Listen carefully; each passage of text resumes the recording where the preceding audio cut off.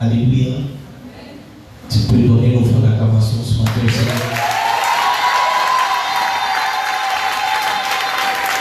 Ton acclamation est enrouée. Ton acclamation est handicapée. Je veux que tu acclames le Père de toi. Le Dieu qui te permet de vivre, qui combat pour toi. Le parole du corps, il veille sur toi. Alléluia. Dieu nous bénisse. Je voudrais qu'on aille un peu plus vite parce que je serai dans notre église tout à l'heure. À 11h30, il doit partir ici. C'est pour ça que je demandais à ce que les choses aillent un peu plus vite. Alléluia. Amen, amen. Nous allons tirer debout et nous allons adorer le Seigneur.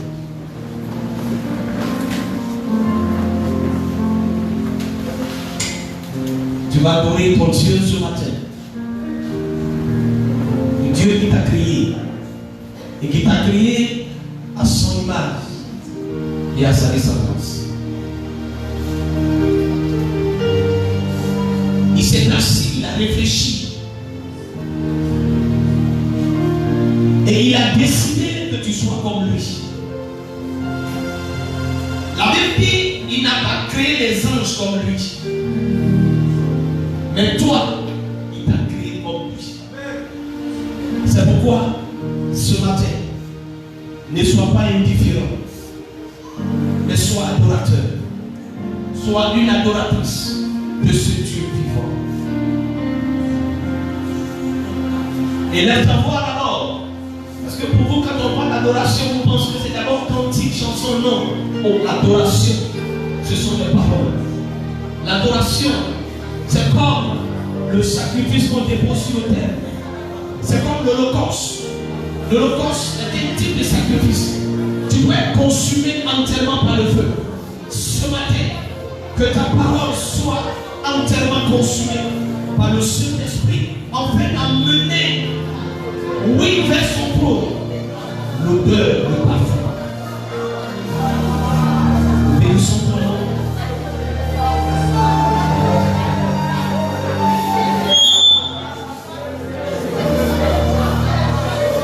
Élève ta voix et adore-le. Adore-le. Adore Dieu, Jésus-Christ. Bien-aimé, il n'y a pas.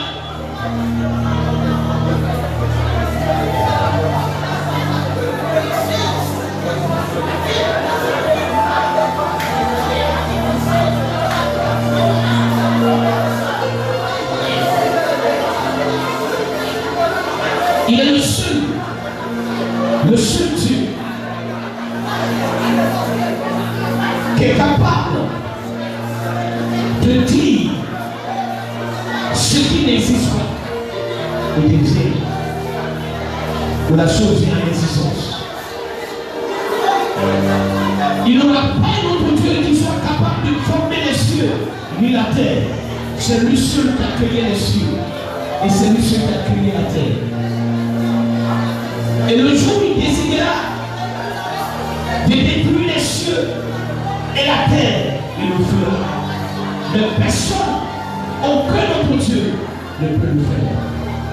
C'est pourquoi il a été des plateaux. Les cabandos, les délos, les briquettes, la rose, les délos, Lisa, l'orion, santé, les délos, santé, les voyants, Lisa.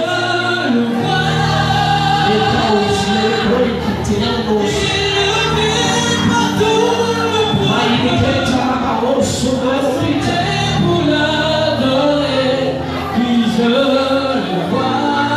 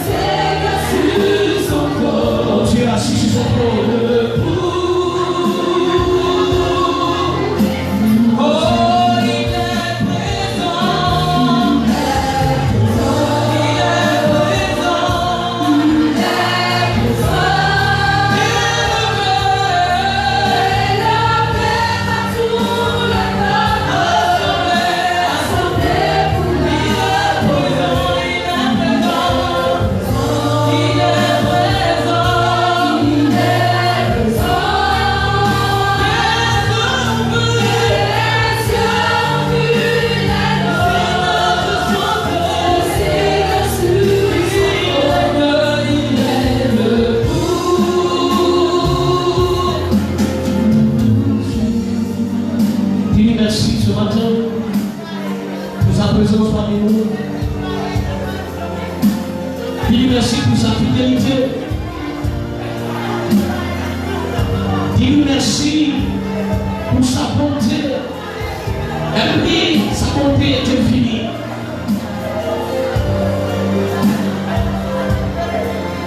Il a une bonté infinie. Il est le Dieu de miséricorde. Son amour pour toi est infini.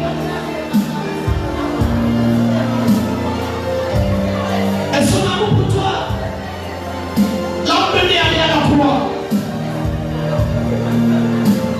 Il a payé le prix pour toi.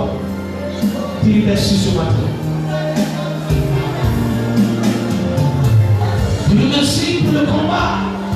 Dis-lui merci pour les grâces et les faveurs, les bénédictions qu'il dépose sur ta vie chaque jour. Dis-lui merci. Il est bon entre Dieu.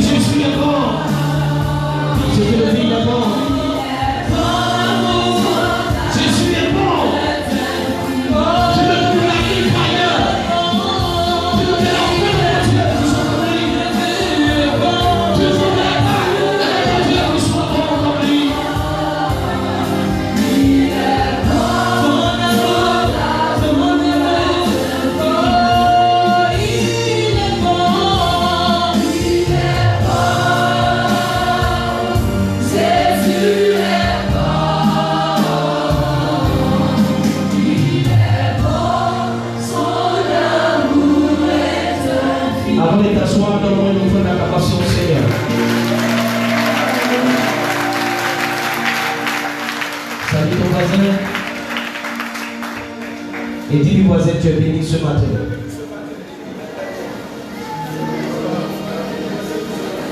Dis-lui, je vois sur toi la gloire de Dieu. Est-ce que quelqu'un peut avoir la foi et prophétiser avec moi?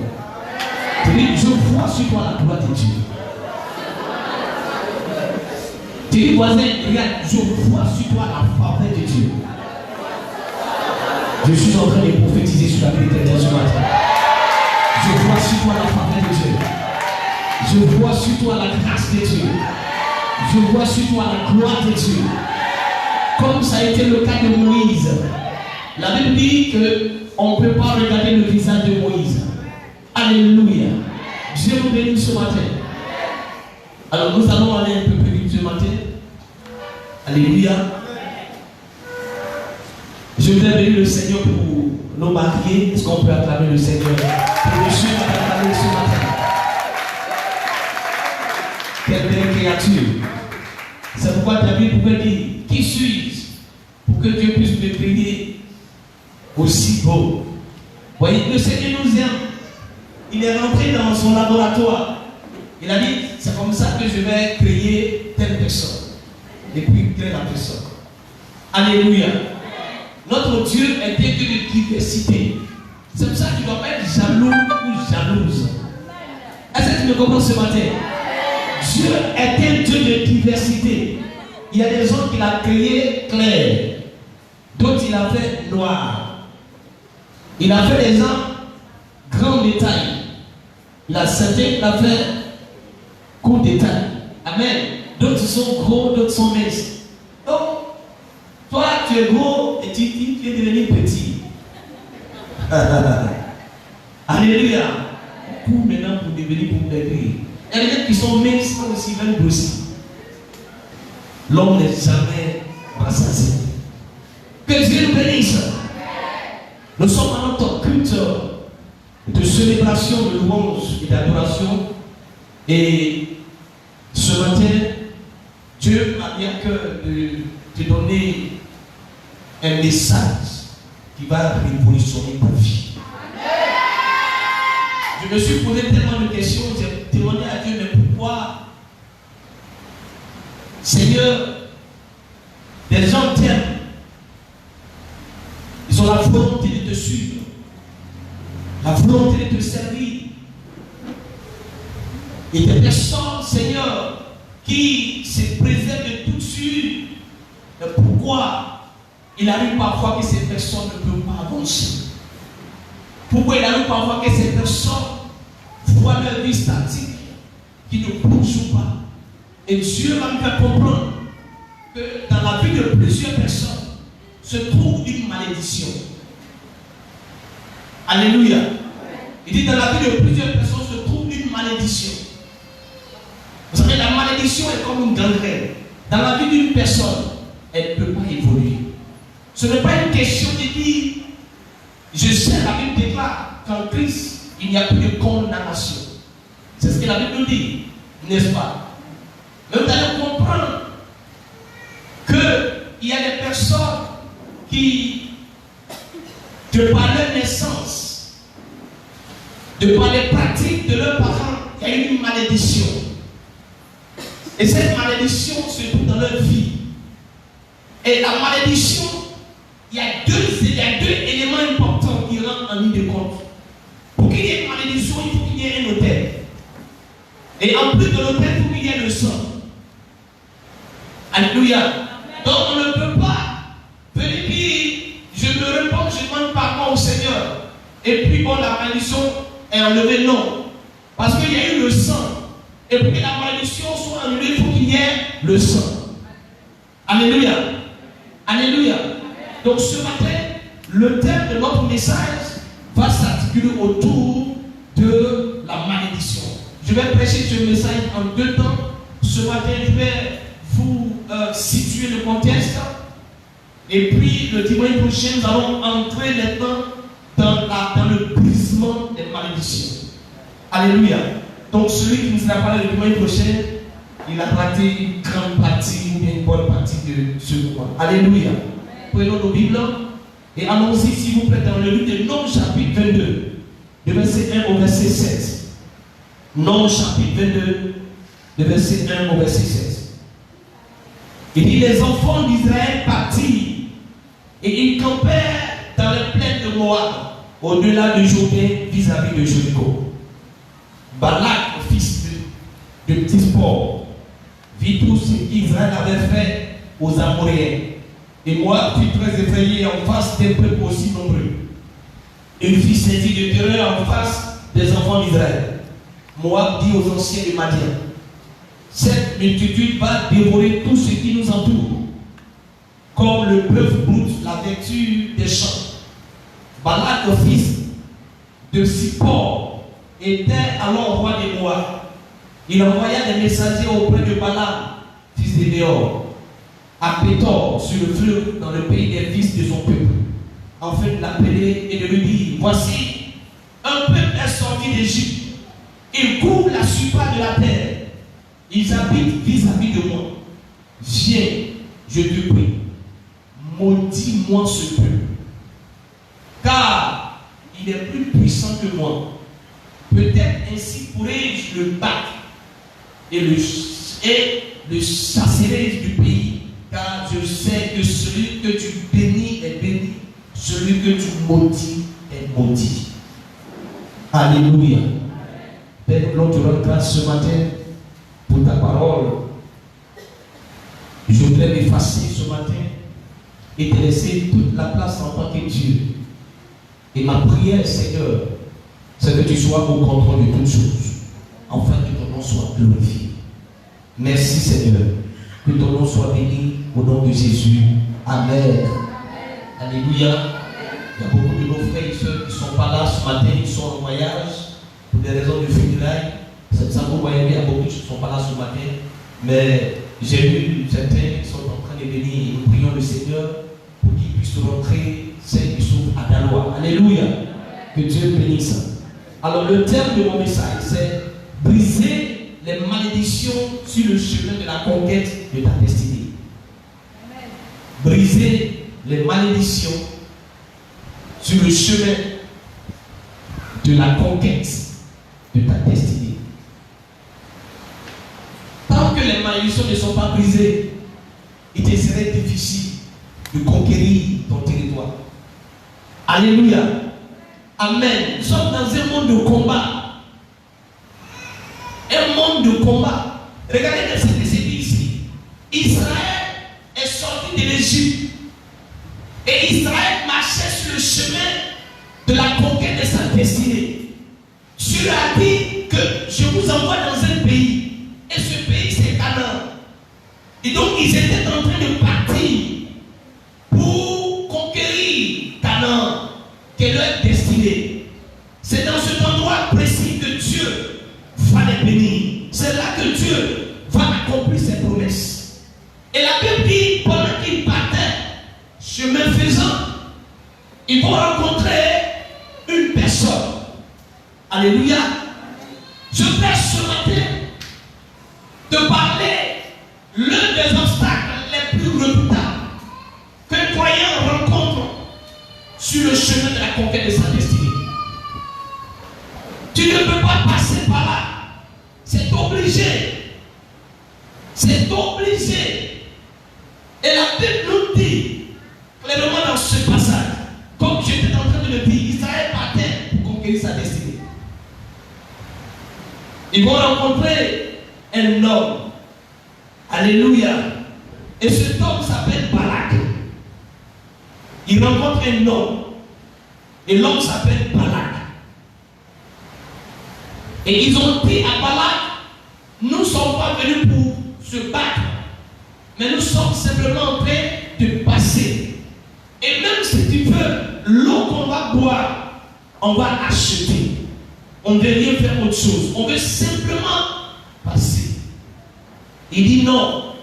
Remarquez bien, il y a des personnes qui pratiquent la religion que de pratiquer le christianisme. Parce que le christianisme est différent de la religion. Pourquoi? Parce qu'il y a des personnes qui disent, moi je ne fais pas du mal à quelqu'un. Moi, j'aime l'homme. Moi, je n'ai pas la haine à mon cœur pour quelqu'un. Voyez-vous? Et parce que tu n'as pas la haine, parce que tu aimes l'homme, tu penses que le diable va te laisser tranquille. Mais tu te trompes. C'est pour ça qu'il y a des personnes qui n'aiment pas venir à l'église. Quand vous les parlez de venir à l'église, ils disent non, bon, moi-même là, je fais ce qui est bon, j'aime l'homme. La Bible dit d'aimer l'homme. Donc moi-même, tu vois. Mais c'est pas parce que tu fais ces choses que le diable va te laisser tranquille. Israël est en train de passer. Ils n'ont pas provoqué Balak. Ils n'ont rien dit. Il dit on peut passer simplement. Et lui, il s'élève et il s'oppose. Alléluia. Bien aimé, qui est Balak? Balak, son nom veut dire celui qui dévaste. Tu vas rencontrer le dévastateur. Dès l'instant que tu t'appelles croyant, tu vas rencontrer Balak. Parce qu'il sera sur le chemin de la conquête de ta destinée. Alléluia. Balak veut dire celui qui dévaste, celui qui gaspille. Il va gaspiller ton temps. Son rôle, c'est d'empêcher d'avancer. Il est le roi de Moab au temps de la conquête de Canaan par les Hébreux.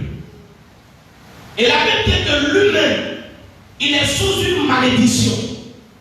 Pourquoi? Pourquoi? Parce qu'il est issu d'une relation incestueuse. Il est le fils, alléluia, il est le fils de Lot et de sa fille aînée. Donc, Balak est issu d'une relation qui est condamnée par le Seigneur. Donc, lui-même, il est sous une malédiction. C'est pour ça que tout ce qu'il fait, tout ce qu'il recherche, c'est la malédiction. Quelqu'un est ici ce matin? C'est comme ça qu'il était. Lui, son père et sa mère, son papa et enfant. Noé, pendant Lot, a couché avec sa fille. Sa fille est née. Et puis lui, il est né. Bon, un tel type, ce n'est pas l'incarnation de la malédiction, ça. Le diable en personne. Alléluia. Et on le voit, l'inceste dans Lévitique 18, du verset 6 au verset 12. C'est une abomination. C'est un péché. Donc voici comment l'homme lui-même, il est lui-même la malédiction. Donc laissez-moi vous donner quelques types de malédiction. Dans Nombre 23, verset 23, nous avons ce qu'on appelle l'enchantement. La Bible dit, aucun enchantement ne peut contre Jacob et aucune divination ne peut contre Israël. Donc, il y a une forme de malédiction qu'on appelle l'enchantement. L'enchantement, c'est quoi? C'est le fétichisme, qu'on appelle les amulettes. L'occultisme. C'est-à-dire, quelqu'un qui est féticheur ou qui a un fétiche n'a pas besoin d'être en de bons termes, d'être de la même famille que toi, d'avoir le même sang. Il peut, de là où se trouve, te jeter un sort. Alléluia. On a tendance à croire que la sorcellerie se manifeste par le lien de sang. C'est pas ce qu'on nous dit, c'est pas ce qu'on entend. Non, dans la sorcellerie là, si ton papa est sorcier, il peut t'avoir. Si ta maman est sorcière, elle peut t'avoir. Amen. Mais l'enchantement là, le fétichisme là, on n'a pas besoin d'être parent. Le monsieur a son petit dans sa poche, et puis il dit, j'aime pas ta tête, et puis il te lance. Tu me suis ce matin? Il y a des gens qui travaillent dans la même société, puis le côté l'a tué. Parce que quoi? Il convoitait sa place. Mais est-ce qu'ils sont parentés? Non. Il y a aussi la divination. La divination, c'est une forme de malédiction. C'est ce qu'on appelle la sorcellerie. On appelle ça la sorcellerie. Il y a également aussi dans Deutéronome 11, verset 28 au verset 29, il y a une malédiction due à la désobéissance. Dieu dit que si tu me désobéis, si tu ne suis pas, tu ne mets pas en pratique mes lois et mes ordonnances, tu seras maudit. Alléluia. Tu seras maudit. Donc si tu désobéis Dieu, tu reçois une malédiction. Il y a également aussi dans le psaume 51, verset 7, la malédiction générationnelle. C'est dû au péché de nos ascendants, de nos pères. C'est pourquoi David dit, lui il a été conçu dans l'iniquité. C'est pas le cas de péché. Mais ce sont ses parents. Donc on appelle ça une malédiction générationnelle. Je t'explique rapidement. Il se trouve que toi, ton père, c'est quelqu'un qui aimait beaucoup les femmes. Alléluia. Amen. Il aime beaucoup les femmes. Donc, il est allé avec une femme qui lui a fait d'énormes promesses. Et puis après, il a laissé cette femme-là dans la désolation. Et elle était tellement maîtrise dans son cœur, dans son amour pour cet homme, qu'elle a dû déclarer des paroles. Ça veut dire une malédiction, pas toujours avec des paroles. Il dit, toi, pour ce que tu m'as fait, tu ne vas jamais te payer. Alléluia. Tu vas courir après des femmes comme ça. Et c'est une malédiction qui est partie. Vous allez voir que cet homme ne peut pas se marier. Et quand il fait un enfant, l'enfant qui est né n'avait rien à voir avec la vie qui a amené son père. Mais malheureusement, cette malédiction va toucher l'enfant. Va toucher l'enfant. L'enfant a une bonne volonté de refaire, de se marier d'instant, mais il n'arrive pas. Il est chrétien, il aime le Seigneur, mais il n'arrive pas. Il y a une malédiction de son père qui est venue sur sa vie. Quelqu'un me suit ce matin? Alléluia. Ce n'est pas une façon de chasser des démons, non. Tu vas chasser des démons, ce n'est pas des démons qu'on va chasser. Il y a une malédiction. Et tant que la malédiction n'est pas brisée, tu ne peux pas. Il y a également aussi une autre malédiction qui vient sur nous, selon Malachie 3, verset 9, parce que on vole Dieu. Dis à ton voisin, ne vole pas Dieu. Est-ce que ton voisin a compris? La takababos. Il dit, vous me volez. Dieu dit, vous me volez parce que vous ne me donnez pas ce qui me revient. Donc quand tu ne donnes pas ce qui revient à Dieu, il y a une malédiction qui est sur toi. Et cette malédiction, c'est une malédiction financière.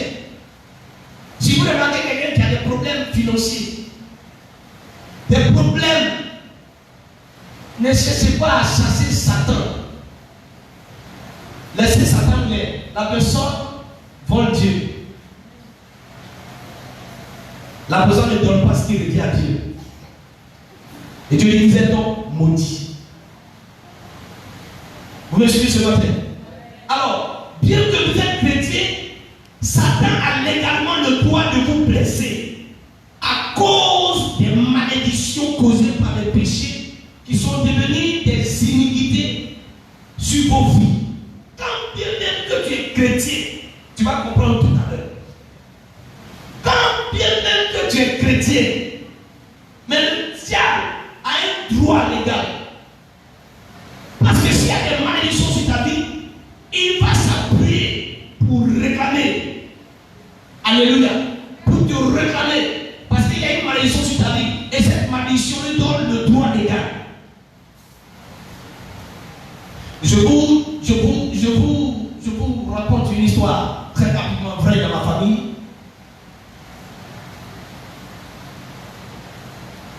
Nos parents, à l'époque, sont allés chercher un fétiche. Et le fétiche devait les rendre riches. Le fétiche, quand il est arrivé, il a commencé à les rendre riches. Mais à une condition. Que chaque année, on lui donne ou on offre un bœuf. Amen. Et c'est ce qui se faisait. Jusqu'à ce qu'à un moment donné, on ne sait pas ce qui s'est passé, mais les parents ne donnaient plus de bœuf. C'est après les combats que le diable les a mis dans l'oubli. Parce que même il y a un de nos parents qui avait un pâturail de bœuf. Il élève des bœufs. Donc ce n'est pas bœuf qu'on ne peut pas donner. Mais il ne donnait plus de bœuf. Jusqu'à ce que le démon se déchaîne et qu'il va réclamer maintenant quoi? Le sang humain. Je vous assure qu'il a commencé à avoir des décès bizarres. Et j'avais une nièce qui était dans la maison. Elle dormait la nuit. Et je rends grâce au Seigneur pour cette nièce parce qu'elle était ancrée en Christ. Pardon, du moins elle est ancrée en Christ. Parce qu'elle a donné sa vie au Seigneur. Et pendant qu'elle dormait, la nuit, elle entend, elle voit, elle est dans un léger sommeil, quelqu'un qui pousse la porte. Quelqu'un qui pousse la porte. Et tout d'un coup, elle voit l'ombre d'une personne avec une petite taille qui est arrêtée. Elle a senti le froid. Elle a commencé à sentir le froid, un poids, elle ne pouvait plus bouger. Et la personne a commencé à s'avancer. Dans le pénombre, dans l'obscurité. Elle a commencé à prier à Jésus. À peine que sa voix sort. À peine. Elle dit Jésus, sauve. Et l'être qui était arrêté là, que le diable qui a pris la forme humaine, dont elle est devenue un esprit en chair, a commencé à parler. Il lui dit, la maison dans laquelle tu dors m'appartient. Il a un droit légal. Il dit le lit sur lequel tu dors m'appartient. Même le matelas sur lequel tu dors m'appartient. Tout ici m'appartient. Parce que c'est par lui que les parents ont eu les moyens. Alléluia. C'est par lui que les parents ont eu l'argent, ils ont construit. Donc il a un droit légal. Il a un droit légal. Donc il est venu nous réclamer. Parce qu'il a une passe de malédiction. Vous me comprenez ce matin? Aujourd'hui, je rends grâce au Seigneur. Par cette situation, ma famille entière est devenue chrétienne. Tout le monde. Ceux qui ne sont pas, qui n'ont pas donné leur vie à Christ, sont tous morts. Ils sont tous morts. Ceux qui ont accepté Christ qui vivent actuellement. Que Dieu soit béni. Amen, amen. Alors, lisez-moi Éphésiens 4, verset 27. Très rapidement, s'il vous plaît. Éphésiens 4, verset 27.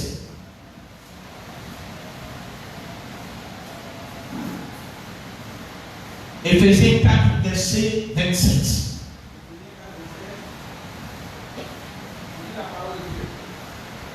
Et ne donnez pas accès au diable.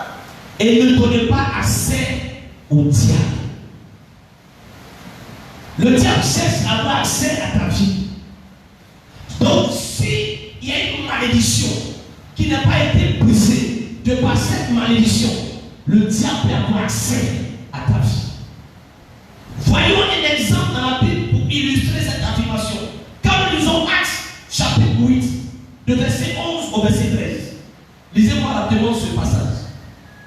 Actes 8, de verset 11 au verset 13. Il écoutait attentivement parce qu'ils avaient longtemps étonnés par ces actes de magie. Oui. Allons-y, verset 13. Mais quand il eut cru à Philippe, il annonça la bonne nouvelle du royaume de Dieu et du nom de Jésus-Christ. Homme et femme s'est fit baptiser. Simon lui-même crut. Et après avoir été baptisé, il ne quittait plus Philippe et il voyait avec étonnement les miracles et les grands prodiges qui s'opéraient. Les apôtres qui étaient à Jérusalem, ayant appris que la Samarie avait reçu la parole de Dieu, ils envoyaient Pierre et Jean. Tu t'arrêtes au verset 13. Ok, merci Seigneur. Même il y a quelque chose, je te fais ressortir ici. Dans Actes 8, verset 11 au verset 13, on parle de l'histoire d'un homme nommé Simon, qui était un magicien. Donc il a touché à quoi? Il a touché à tout ce qui est magie, tout ce qui est occultisme. Donc il y a une malédiction qui est entrée dans la vie de cet homme. Et de par cette magie, il a commencé à s'enrichir. Et la Bible dit qu'un jour, il a entendu par la bouche de Philippe l'évangile qui a été prêché. Et ce jour-là, cet homme a donné sa vie à Jésus. Amen.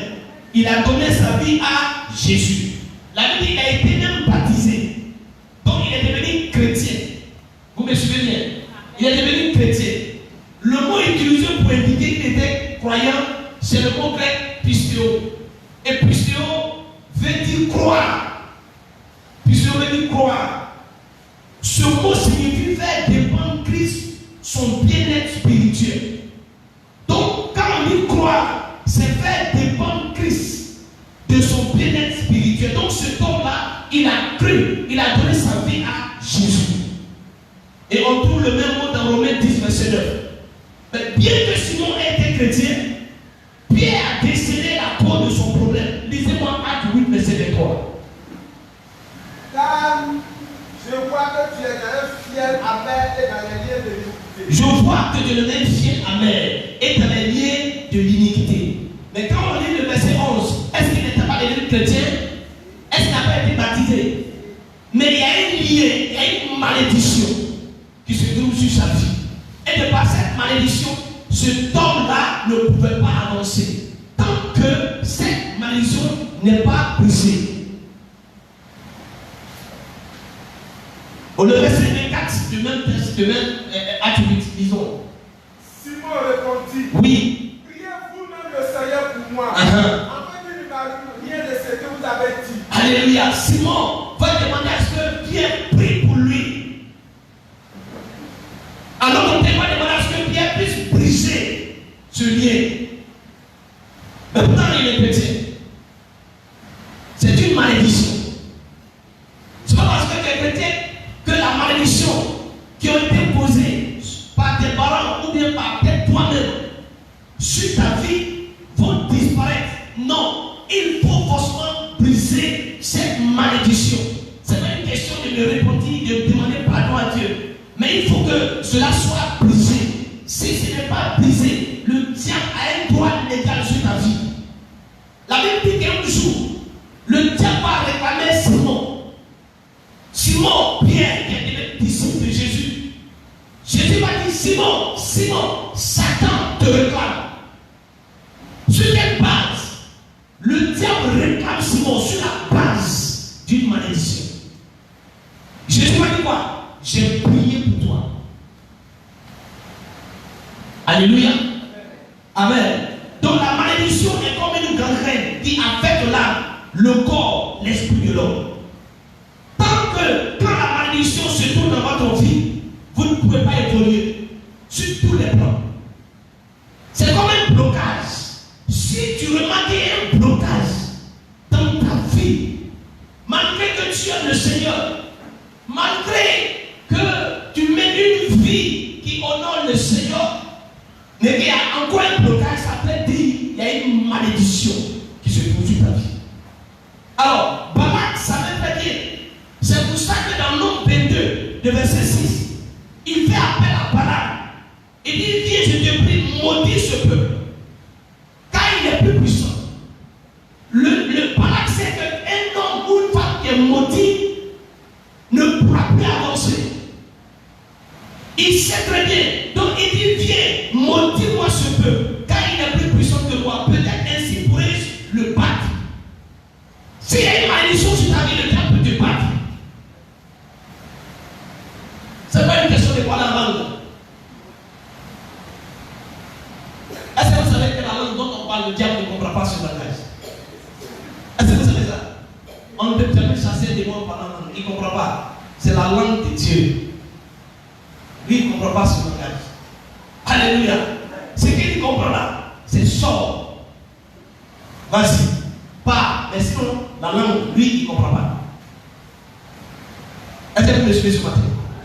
Il dit, car il est plus puissant que moi, peut-être ainsi pourrais-je le battre et le chasserai du pays. Tant qu'il n'y a pas de malédiction sur toi, le diable ne peut pas te battre. Mais s'il y a une malédiction, il peut te battre et il peut te chasser. Il peut t'empêcher de conquérir ta destinée. Il dit, car je sais que celui que tu bénis est béni, celui que tu maudis est maudit. Voilà, c'est un type de prophète. Mais un prophète qui ne marche pas dans la volonté de Dieu. C'est pour ça la chute, il a été tué.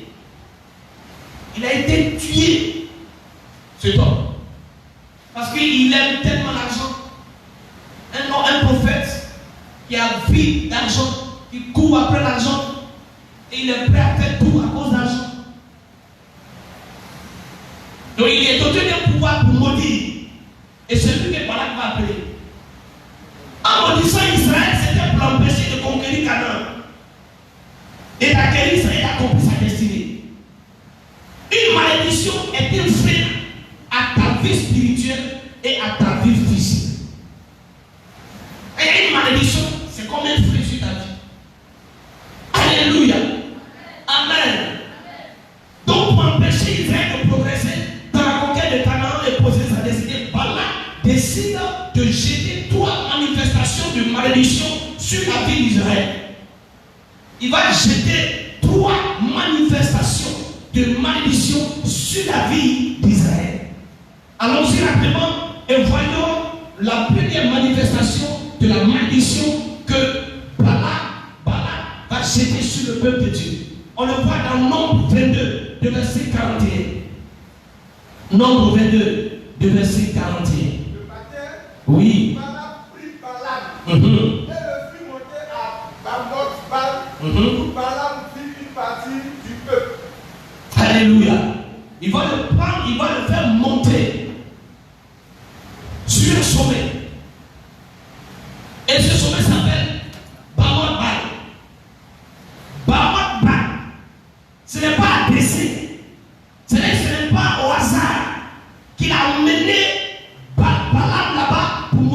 peuple. Balak signifie en hébreu un lieu très haut. Un lieu très haut. Il vient du mot grec Bama. Et Bama signifie mont des funérailles. Bama signifie mont des funérailles. Je vais te dire quelque chose ce matin. La première malédiction que le Père va mettre sur toi, c'était l'esprit de mort. Il amène Balaam sur le mont des funérailles. Alléluia. Bama signifie, le mot technique veut dire une plateforme de culte. Donc c'est sur cet endroit qu'on fait les funérailles. Alléluia. Donc la première manifestation de la malédiction de Balaam, c'est l'esprit de mort. Quand on parle de l'esprit de mort, on parle de la mort spirituelle. Ça veut dire quoi? Être séparé de Dieu. Donc Balak sait très bien que si Dieu marche avec Israël, si Dieu est présent, si Israël est en bonne communion avec le Seigneur, il savait très bien qu'il ne pouvait rien contre ce peuple. Donc la première chose qu'il va mener, c'est de séparer Israël de son Dieu. Alléluia. Ce que le diable va chercher d'abord, la malédiction qui cherche d'abord dans ta vie, c'est de te séparer de ton Dieu. C'est de mettre sur toi la mort spirituelle. Et la mort spirituelle vient dans nos vies par la chute ou la désobéissance. Donc une fois que tu as chuté ou que tu as désobéi Dieu, Dieu te quitte.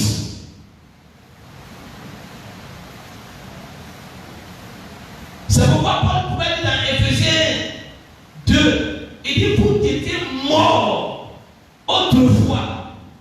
Vous étiez morts autrefois dans vos actions, dans ce que vous faites. Vous voyez non?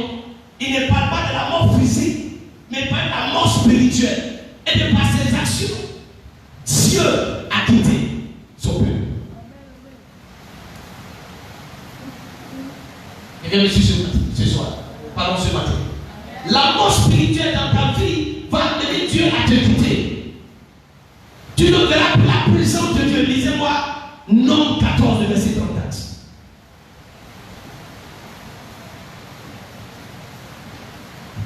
Nombre 14, verset 34.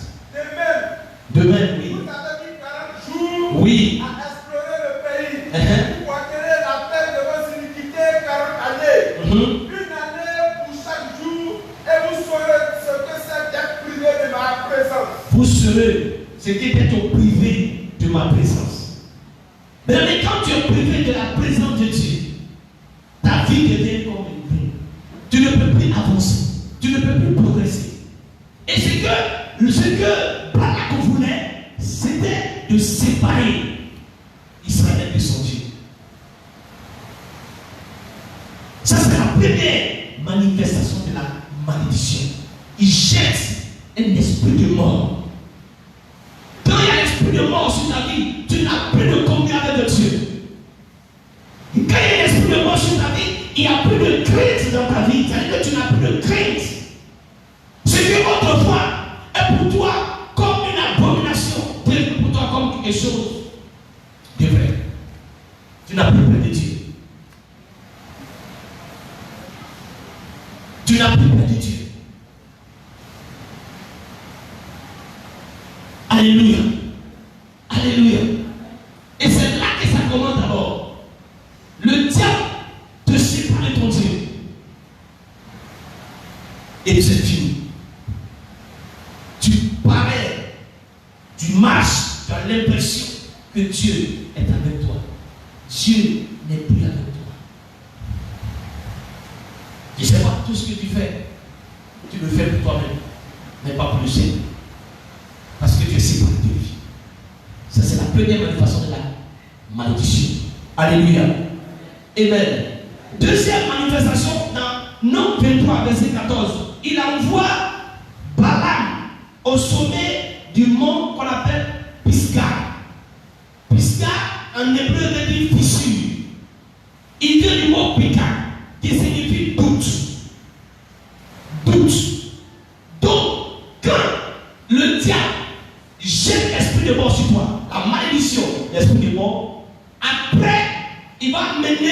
le doute. Parce qu'une fois que tu n'as plus la présence de Dieu, tu commences toi-même à douter. Et c'est parce que quelqu'un me suit ce matin. Tu commences à douter.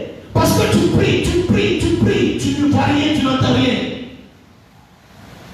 Avant Dieu se révèle à toi, maintenant il n'y a rien. Tu ne vois plus rien, tu n'entends plus rien. Tu commences à faire quoi? Tu commences à douter. Donc il jette le doute dans ta vie. Ça c'est la deuxième manifestation de la malédiction. Le doute. Lisez-moi Jacques 1, verset 6. Jacques 1, verset 6. Mais il la demande avec foi, sans douter, car celui qui doute est semblable au fleuve de la mer, agité par le vent et poussé de côté et d'autre. Une telle personne, continue. Une telle personne Oui. ne s'imagine pas qu'il recevra quelque chose du Seigneur. Alléluia. Donc le doute là, la Bible dit, celui qui doute, il est comme un flot où le vent l'amène à gauche et à droite. Et la Bible dit qu'une telle personne, elle ne doit même pas s'imaginer à recevoir quelque chose de la part du Seigneur, parce que Dieu ne donne pas à la personne qui doute. Alléluia. Donc quand il a jeté l'esprit de mort sur toi, ou tu es séparé de Dieu, il t'envoie maintenant le doute. Et s'il y a le doute dans ta vie, tu ne peux plus recevoir quoi que ce soit de la part de Dieu. Tu ne peux plus. Lisez-moi Job 3, verset 25. Job 3, verset 25.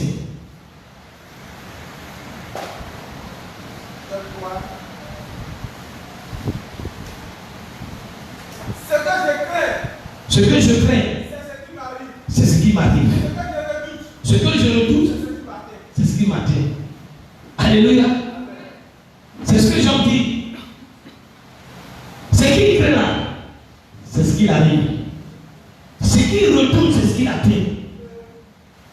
Donc, dès l'instant qu'il y a le doute en toi, il y a des choses pour lesquelles tu as commencé à douter, vont commencer à t'atteindre. Alléluia. Tu vas commencer à redouter. On dit, il y a une telle maladie, telle situation. Est-ce que ça ne peut pas m'avoir? Puisque il y a quelque temps, tu ne sens plus la présence de Dieu. Alléluia. Depuis quelque temps, tu sens que Dieu n'est plus là. Donc, il y a un esprit de mort. Donc, le doute s'installe. Et maintenant, les choses que tu redoutes viennent maintenant sur toi. Quelqu'un me suit ce matin? Donc, le doute par son étymologie, même le mot latin dont il est dérivé vient du mot qui signifie deux. Donc quand on parle de doute, ça vient de deux. Le mot doute indique une dualité dans la pensée qui se trouve sollicitée, tiraillée par les deux directions.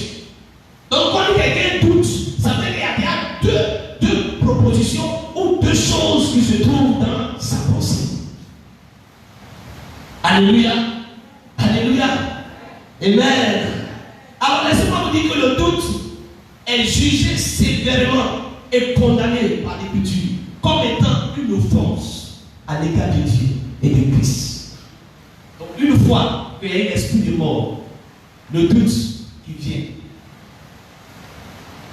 Voyons ce qui va se passer, la troisième chose. Mais avant d'arriver là, laissez-moi vous donner une clé rapidement. Comment sécher le doute? Quand tu commences à voir le doute s'installer, il faut simplement nourrir la foi. Romains 10, verset 17. Il dit la foi vient de ce qu'on entend et de ce qu'on entend de la parole de Dieu. Donc commence à nourrir ta foi par la parole de Dieu. Alléluia. Amen. Ça c'est juste un petit secret que je te donne. Voyons maintenant la troisième manifestation. Non, 23, verset 28. Lis-moi, homme de Dieu. Nombre 23, verset 28. Balaam. Oui. Balaam. Maintenant Balaam. Sur le sommet de Péor. Alléluia. en regard du désert. Balaam dit à Balak, bâtis-moi ici 7 hôtels. Oui. Et prépare-moi Oui. 7 taureaux et 7 brebis. Alléluia. Merci Seigneur. Que Dieu bénisse. Amen. Donc il va déplacer Balaam sur un autre sommet. Ce sont les prises stratégiques. Il envoie maintenant sur le sommet Péor. Et ce mot signifie Seigneur des brèches. Et le mot vient du mot hébreu Baka, qui signifie diviser. Donc, je ne sais pas si vous suivez là où Balak est en train d'amener Balaam à maudire le peuple. Regardez son cheminement. Il ne va pas en désordre. Première chose, l'esprit est mort. Ensuite, il jette le tout. Et la troisième chose, la division. Et Katabaros. Il va jeter la division. Donc il envoie maintenant sur le mont Péor. Là-bas, c'est le Seigneur de la division. Le démon de la division. Parce qu'il s'est dit, si ce peuple-là, si le peuple est divisé, parce que chacun va commencer à regarder son frère comme étant son ennemi. Ils ne vont plus avoir les mêmes pensées. Ils ne vont plus avoir les mêmes sentiments. S'ils sont divisés, en ce moment-ci, j'aurai la force sur eux. C'est pourquoi Jésus a dit, un royaume qui est divisé ne peut pas subsister. Ce n'est pas possible. Et c'est ce que le diable fait. Il jette toujours la division parmi les chrétiens. Et surtout dans le monde évangélique. Là, je le dis, dans le milieu évangélique, il y a beaucoup de divisions. Et j'ai compris que c'est une malédiction du diable. Alléluia. Amen. Lisez-moi Romains 16, verset 17. Romains 16, verset 17. Je vous exhorte, Oui. frères, à prendre garde à ceux qui causent des divisions et des scandales. Je vous exhorte, frère, à prendre garde à ceux qui causent ou qui sèment des divisions et des disputes. Allons-y, on me dit. Au préjudice Oui. de l'enseignement que vous avez reçu. Éloignez-vous. Éloignez-vous d'eux. Répète encore. Éloignez-vous d'eux. Alléluia. Amen. Ça, c'est la bonne parole qui dit, éloignez-vous des personnes qui sèment la division.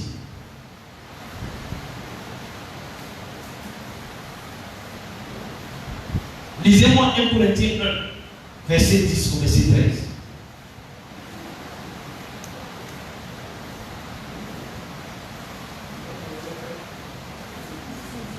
Un Corinthiens 1, verset 10. Je vous exhorte, Encore. frères, Oui. par le nom de notre Seigneur Jésus, Par le nom de notre Seigneur Jésus-Christ. atteignez tous Oui. un même langage, Un même langage. à ne point avoir À ne plus avoir de la division parmi vous, de la division parmi vous. mais Mais à être parfaitement parfaitement unis unis. dans Ah. un même esprit Ah. et dans Aïe, aïe, aïe, un aïe. même sentiment. Waouh, accorde le Seigneur. L'apôtre Paul s'adresse ici à l'église de Corinthe. Il a compris que le démon de division peut détruire l'église.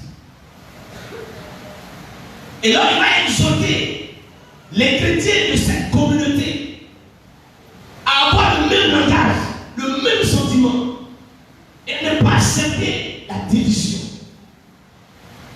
Alléluia. Lisez-moi encore 1 Corinthiens 3, verset 3.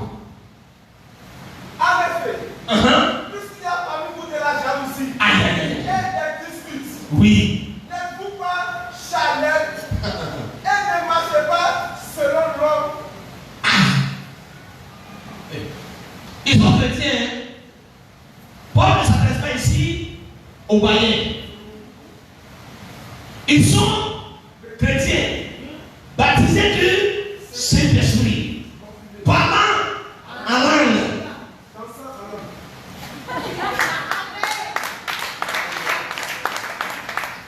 Mais voici ce qui se passe au milieu d'eux. C'est une malédiction. Et est-ce que Paul parle? Lisez-vous encore Jacques 3, verset 15, verset 16.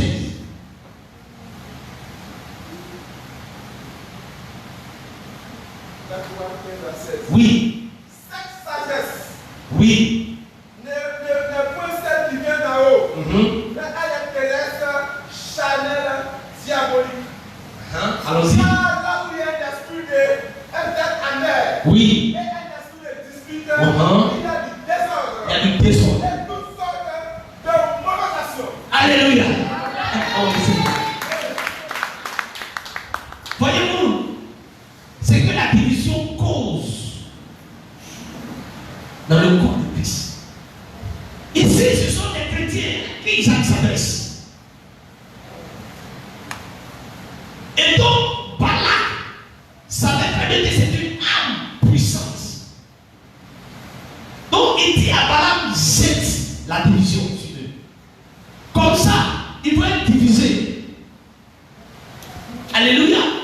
Ils vont être divisés. Et vous avez remarqué que cette malédiction, à un moment donné, a pu avoir des effets. Pourquoi? Parce qu'à un moment donné, on s'est rendu compte qu'il y a eu des personnes qui se sont levées pour discuter de leadership de Moïse. Est-ce que vous me comprenez? Il y a des gens qui ont dit non, pourquoi c'est Moïse seul? Pourquoi ils pensent que c'est lui seul qui est intelligent? C'est lui seul à quelque part. Et ils se sont levés, les Corée, les Abiram et Patan, toutes ces personnes se sont levés contre Moïse. Pourquoi? Parce qu'il y a une malédiction qui a été lancée. Et ils ont été divisés. Et même on a vu Aaron et Marie, qui à un moment donné se sont levés contre Moïse. Et pour ça, Dieu a frappé Marie, Myriam de lèpre. Et le peuple a dû rester pendant plus d'une semaine avant de continuer le chemin. La division. La division fait que l'on ne peut pas avancer et pour conquérir notre destinée. La division va nous répartir. On va rester à parler sur des choses. On tourne en rond et on n'avance pas. Alors que Dieu dit, allez-y conquérir Canaan. C'est là-bas seulement que vous serez élevés. Et le diable sait. Et donc il jette cette malédiction pour nous amener à tourner en rond, à se disputer, à ne dire de rien, des choses qui ne sont pas importantes, qui n'ont pas de la valeur. Et on se tiraille sur ces choses. Et pendant ce temps, Canaan, alors que ce que vous oubliez, c'est que Canaan même est une terre où il y a déjà un peuple, les Cananéens, les Ébousiens, les Anakim, toutes ces personnes se trouvent à Canaan. Mais ils doivent aller pour aller combattre et posséder leur territoire. Mais ils perdent le temps sur ces choses. Et pendant qu'ils n'avancent pas, les autres deviennent plus nombreux. Alléluia. Et après avoir étudié tout ça, j'ai compris que en fait, c'est une malédiction. C'est une malédiction. Voici les trois manifestations de la malédiction que Balak demande à Balaam de jeter sur le peuple. Voici c'est la première, l'esprit du mort. La seconde, le doute. Et la troisième, la division. Il n'y a plus Dieu. Il n'y a plus la présence de Dieu. On va commencer à douter. Maintenant qu'on va commencer à douter, on va commencer à se diviser. Et plus on est divisé, on peut bien avancer. Remarquez bien, là où il y a la division, j'ai compris, après avoir étudié les Écritures, que c'est une malédiction. C'est pourquoi les hommes de Dieu, les apôtres, ont eu le temps d'instruire le peuple sur cette situation. Il leur dit non, ne soyez pas divisés, ayez le même sentiment, ayez le même esprit, soyez unis. C'est ça. Que Dieu bénisse. Alléluia. Laissez-moi vous donner un secret rapidement. Pour vaincre la division,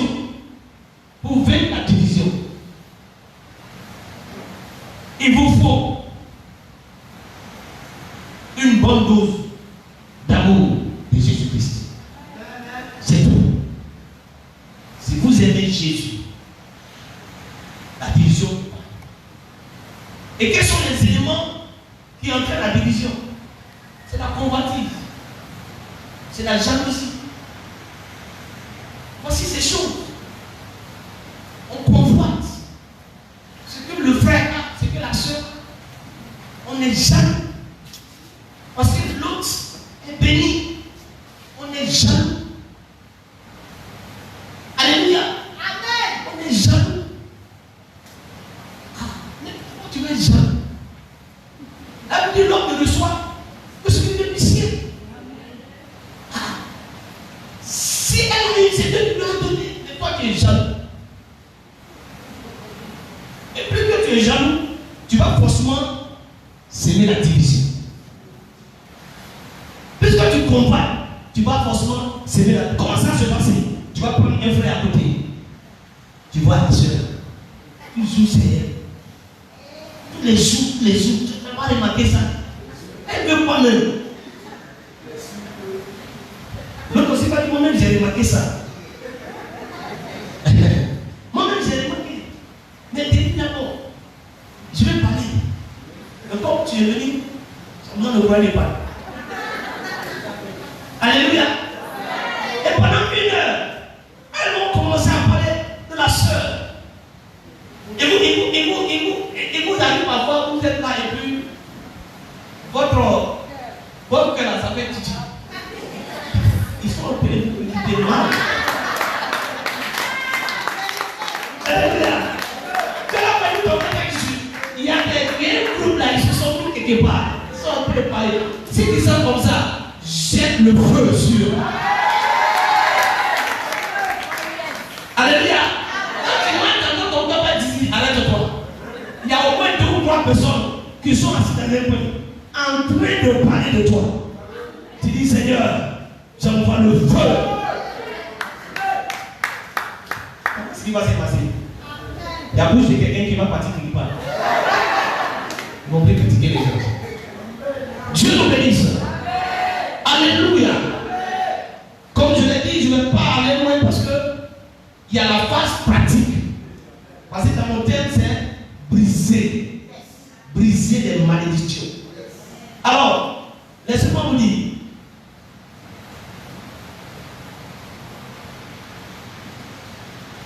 À chaque fois que Balak maudit le peuple d'Israël, il fait quoi? Il construit quoi? Un hôtel. Vous avez remarqué ça, non? Il dit à Balak, construis-moi un hôtel. Et puis quand il construit un hôtel, il fait quoi? Il tue taureau et puis bélier. Le dimanche prochain, vous allez comprendre. Il va tuer un taureau et un bélier sur l'autel. Sans autel et sans le sang, la malédiction ne peut pas agir. Pour que ça puisse agir, il faut qu'il y ait un autel. Et sur l'autel, il faut qu'on donne un animal, le sang. Le dimanche prochain, nous allons identifier les autels démoniaques. Alléluia. Et nous allons prendre le sang de Jésus. Alléluia. Dimanche prochain, quand tu viens, prépare-toi. Nous allons aller détruire, briser les autels. Dieu a dit à Gédéon, je suis avec toi. Mais avant d'accomplir la mission, il y a une chose que tu dois faire d'abord. Il dit, va dans la maison de ton père. Se trouve là-bas un hôtel. Va détruire l'hôtel là d'abord.